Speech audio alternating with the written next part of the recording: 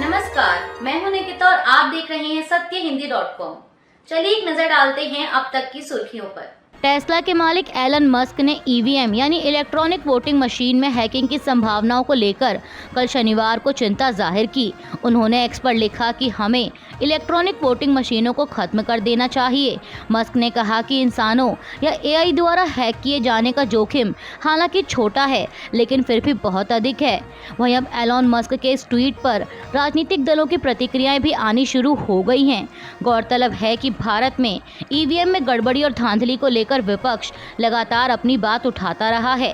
विपक्ष का कहना है कि मतदान ईवीएम की जगह बैलेट पेपर से होना चाहिए, जबकि सत्तारूढ़ भाजपा ये कहती आई है कि विपक्ष चुनाव में हार के डर से ईवीएम में धांधली जैसे मुद्दों को उठाता है। अब इस बीच एलन मस्क के इस ट्वीट से एक बार फिर ईवीएम पर बहस शुरू हो गई है। भाजपा ने एलन मस्क की ईवीएम पर की गई टिप्पणी को हल्के से उड़ा दिया है। पूर्व मंत्री राजीव चंद्रशेखर ने मस्क के ट्वीट को रीट्वीट करते हुए लिखा कि यह एक चलता फिरता बयान है। इसका अर्थ यह निकल रहा है कि कोई भी सुरक्षित डिजिटल हार्डवेयर नहीं बना सकता। गलत। उन्होंने कहा कि एलन मस्क का दृष्टिकोण अमेरिका और अन्य स्थानों पर लागू हो सकता है, जहां वे इंटरनेट से जुड़ी वोटिंग मशीन बनाने के लिए नियमित कंप्यूट प्लेटफॉर्म का उपयोग करते हैं, लेकिन भारतीय ईवीएम कस्टम डिज़ाइन किए गए, सुरक्षित और किसी भी नेटवर्क या मीडिया से अलग हैं। कोई कनेक्टिविटी नहीं, कोई ब्लूटूथ नहीं, वाईफाई, इंटरनेट नहीं, अंदर जाने का कोई रास्ता नहीं है। फैक्ट्री प्रोग्राम कंट्रोल, जिन्हें दोबारा प्रोग्राम नहीं किया जा सकता। बीजेपी नेता ने आगे कहा कि इलेक्ट्रॉनिक वोटिंग मशीनों को ठीक उसी तरह से डिज़ाइन और बनाया जा सकता है जैसा कि भारत ने किया है। उन्होंने हंसते हुए इमोजी के साथ लिखा कि हमें एक ट्यूटोरियल चलाने में खुशी होगी, एलन। कांग्रेस नेता राहुल गांधी की भी एलन मस्क के ट्वीट पर प्रतिक्रिया आई है। उन्होंने ट्वीट को शेयर करते हुए एक्स पर लिखा कि भारत में ईवीएम एक ब्लैक बॉक्स है और किसी को भी उनकी जांच करने की अनुमति नहीं है। राहुल गांधी ने कहा कि हमारी चुनावी प्रक्रिया में पारदर्शिता को लेकर गंभीर चिंताएं जताई जा रही हैं। जब संस्थाओं में जवाबदेही की कमी होती है तो लोकतंत्र एक दिखावा बन जाता है और धोखाधड़ी की संभावना बढ़ जाती है। राहुल गांधी के साथ ही समाजवादी पार्टी प्रमुख अखिलेश यादव की भी मामले पर प्रतिक्रिया आई है। उन्होंने एक्स पर एक पोस्ट शेयर किया जिसमें एलन मस्क की तस्वीर है और उस पर लिखा है कि ईवीएम का इस्तेमाल बंद, एआई से हैक हो सकती है मशीन, एलन मस्क। अब इस पोस्ट के कैप्शन में अखिलेश ने लिखा कि टेक्नोलॉजी समस्याओं को दूर करने के लिए होती है, अगर वही मुश्किलों की वजह बन जाए तो उसका इस्तेमाल बंद कर देना चाहिए। आज जब विश्व के कई चुनावों में ईवीएम को लेकर गड़बड़ी की आशंका जाहिर की जा रही है और दुनिया के जाने माने टेक्नोलॉजी एक्सपर्ट्स ईवीएम में हेराफेरी के खतरे की ओर खुलेआम लिख रहे हैं, तो फिर ईवीएम के इस्तेमाल की जिद के पीछे की वजह क्या है कि भाजपा ही साफ करें। सपा प्रमुख ने आगे लिखा कि आगामी सभी चुनाव बैलेट पेपर से कराने की अपनी मांग को हम फिर दोहराते हैं। केंद्र में लगातार तीसरी बार एनडीए की सरकार तो बन गई है, लेकिन अब लोकसभा अध्यक्ष के पद को लेकर राजनीतिक दलों के बीच बयानबाजी जारी है। इसी कड़ी में शिवसेना यूबीटी नेता संजय राउत ने कहा कि लोकसभा स्पीकर की लड़ाई बहुत महत्वपूर्ण लड़ाई है। उन्होंने आज रविवार को पत्रकारों से बात करते हुए कहा कि अब 2019 और 2014 वाली स्थिति संसद में नहीं है। राहुल गांधी बोलते हैं कि हम चाहें तो सरकार कभी भी गिरा सकते हैं। इसका मतलब आप समझ जाइए, प्रधानमंत्री ने जो सरकार बनाई है वह स्टेबल नहीं है, कुछ भी हो सकता है। राउत ने कहा कि हमने सुना है कि चंद्रबाबू नायडू ने लोकसभा के स्पीकर पद की मांग की है। ये ठीक बात है चंद्रबाबू की। अगर लोकसभा स्पीकर पद पर एनडीए का कोई नहीं बैठा तो सबसे पहले नरेंद्र मोदी और अमित शाह तेलुगु देशम पार्टी और नीतीश कुमार की पार्टी को तोड़ देंगे। उनका ये काम है कि जिसका नमक खाते हैं उनको ही खत्म करते हैं। संजय राउत ने आगे ये भी कहा कि अगर चंद्रबाबू नायडू को ये पद नहीं मिलता और वो अपना उम्मीदवार खड़ा करते हैं तो हम सब मिलकर इंडिया गठबंधन में बात करेंगे और कोशिश करेंगे कि पूरा इंडिया गठबंधन चंद्रबाबू के पीछे खड़ा रहे। नीट परीक्षा पर जारी विवाद के बीच राज्यसभा सांसद कपिल सिब्बल ने प्रधानमंत्री मोदी को घेरा है। उन्होंने आज रविवार को मामले पर प्रतिक्रिया देते हुए छात्रों के आरोपों की जांच सुप्रीम कोर्ट की ओर से नियुक्त अधिकारियों से कराने की मांग की। इसके साथ ही उन्होंने सरकार से आग्रह किया कि वह परीक्षा आयोजित करने के तौर तरीकों को लेकर सभी राज्यों के साथ गहन विचार विमर्श करें। समाचार एजेंसी पीटीआई से बात करते हुए कपिल सिब्बल ने प्रधानमंत्री नरेंद्र मोदी पर भी निशाना साधा। उन्होंने कहा कि अगर किसी परीक्षा में परीक्षा तंत्र ही भ्रष्ट हो जाए तो प्रधानमंत्री के लिए चुप्पी साधना ठीक नहीं है। सिब्बल ने आगे सभी राजनीतिक दलों से आगामी संसद सत्र में इस मामले को जोर शोर से उठाने का आग्रह किया। उन्होंने कहा कि इस पर चर्चा होने की उम्मीद कम है क्योंकि सरकार इस मामले के न्यायालय में विचाराधीन होने का हवाला देकर इसकी अनुमति नहीं देगी। इसके अलावा कपिल सिब्बल ने अपने एक्स हैंडल पर भी लिखा, नीट परीक्षा, गुजरात फैक्टर, खुला भ्रष्टाचार, खुला हेरफेर। सिब्बल ने कहा कि कृपया ध्यान दें, मोदी जी की नीट चुप्पी। कांग्रेस महासचिव जयराम रमेश ने भी नीट परीक्षा मामले पर सवाल उठाते हुए एक्स पर लिखा कि मैं 2014 और 2019 के बीच स्वास्थ्य और परिवार कल्याण संबंधी संसद की स्थायी समिति का सदस्य था।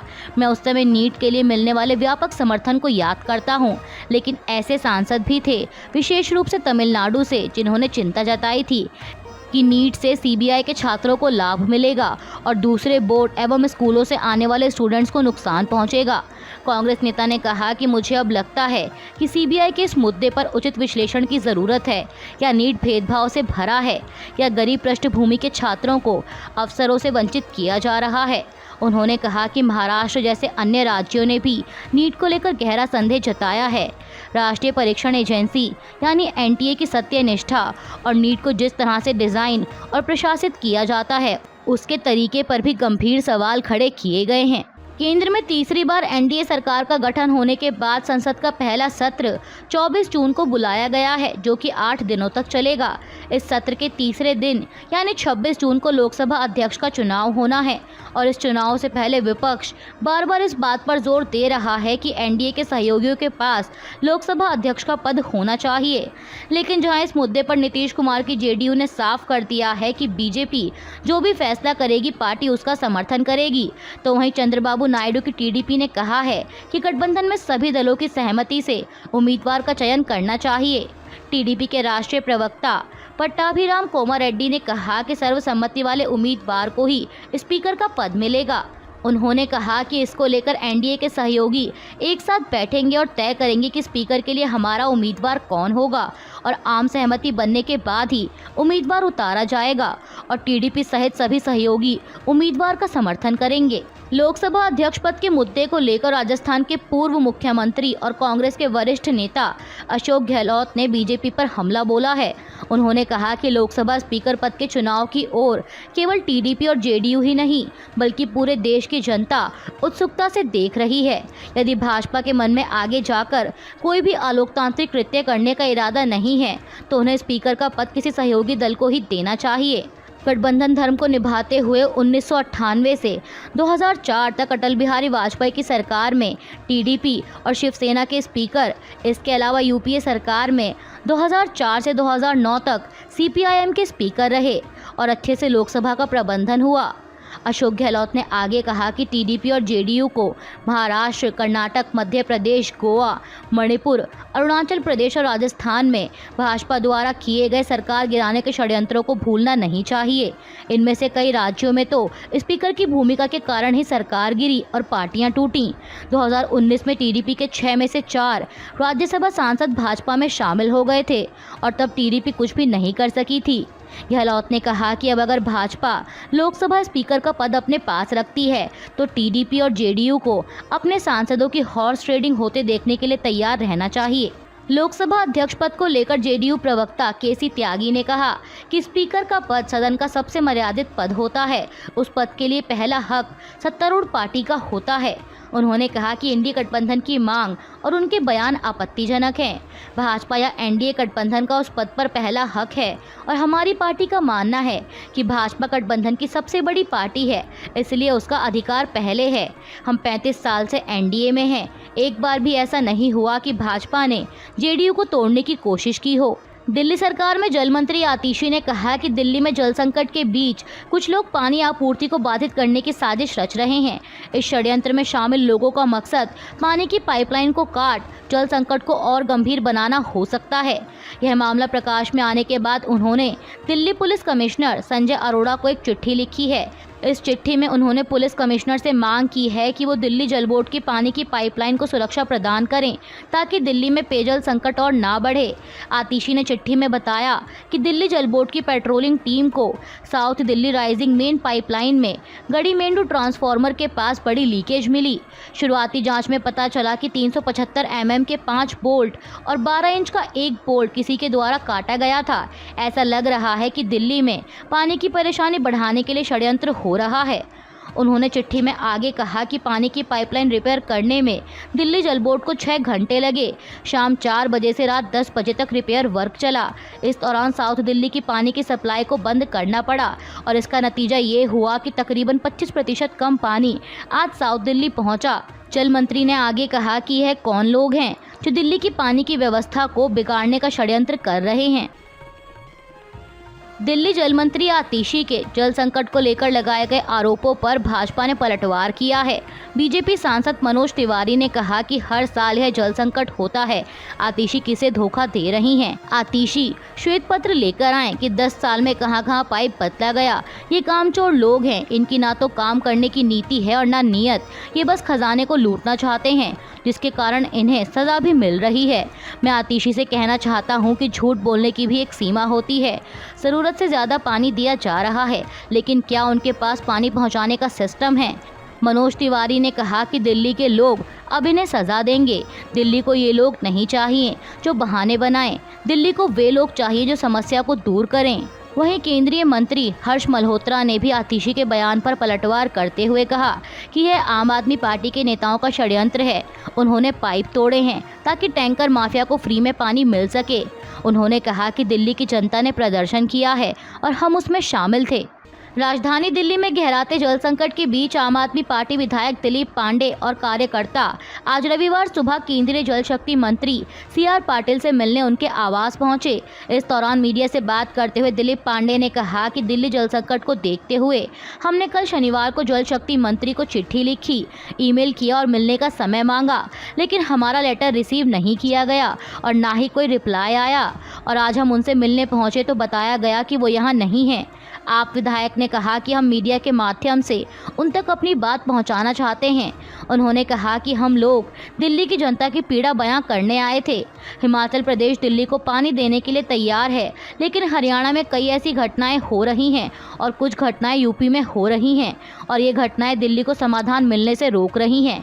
इसलिए इसमें ज़रूरत है कि केंद्र की सरकार अभिभावक की भूमिका निभाते हुए CR पाटिल साहब को अंतर्राज्यीय कोऑर्डिनेशन की जिम्मेदारी दें। वही इस काम को कर सकते हैं और उनके अलावा ये काम कोई और नहीं कर सकता। दिलीप पांडे ने कहा कि हमारे पास विजुअल्स हैं। हरियाणा के अंदर मुनक कनाल से जल माफिया पानी की चोरी कर रहे हैं। ऐसी स्थिति में अंतर्राज्यीय कोऑर्डिनेशन वाली भूमिका अगर CR पाटिल निभाते हैं तो मैं दावे के साथ कहता हूं कि इस भीषण गर्मी में दिल्ली के लोगों को जल संकट से राहत मिलने से कोई नहीं रोक सकता। दिल्ली जल संकट को लेकर भाजपा सांसद और कार्यकर्ता आज राजधानी की सड़कों पर उतरे हैं, जहां भाजपा सांसद बांसुरी स्वराज ने दिल्ली के RK पुरम इलाके में विरोध प्रदर्शन किया, तो वहीं सांसद कमलजीत सहरावत और अन्य पार्टी कार्यकर्ताओं ने दिल्ली सरकार के खिलाफ नजफगढ़ में विरोध प्रदर्शन किया। बीजेपी सांसद बांसुरी स्वराज ने कहा कि यह प्राकृतिक संकट नहीं है, यह ऐसा बनावटी संकट है जो आम आदमी पार्टी की सरकार ने बनाया है। दिल्ली के पास पर्याप्त पानी है, हरियाणा एग्रीमेंट से ज़्यादा पानी छोड़ रहा है। 1 दशक के शासन में आम आदमी पार्टी की सरकार ने वो जल बोर्ड जो 2013 में 600 करोड़ के मुनाफे में था, उसको 73,000 करोड़ के घाटे में लाकर खड़ा कर दिया। इन्होंने 1 दशक से दिल्ली जल बोर्ड में कोई मरम्मत का काम नहीं किया। वहीं सांसद कमलजीत सहरावत ने कहा कि दिल्ली सरकार केंद्र और हरियाणा सरकार पर झूठे आरोप लगा रही है, वह पानी की बर्बादी को नहीं रोक पा रही। दिल्ली सरकार अगर झूठे आरोप लगाने की बजाय अपने दिल्ली जल बोर्ड के प्रबंधन पर ध्यान दे तो दिल्ली के लोगों की दिक्कत खत्म हो जाएगी। दिल्ली भाजपा अध्यक्ष वीरेंद्र सचदेवा ने भी भाजपा कार्यकर्ताओं के साथ राष्ट्रीय राजधानी में जल संकट को लेकर दिल्ली सरकार के खिलाफ विरोध प्रदर्शन किया। इस दौरान उन्होंने कहा कि दिल्ली में जल संकट का अगर कोई जिम्मेदार है तो वह है अरविंद केजरीवाल और आम आदमी पार्टी।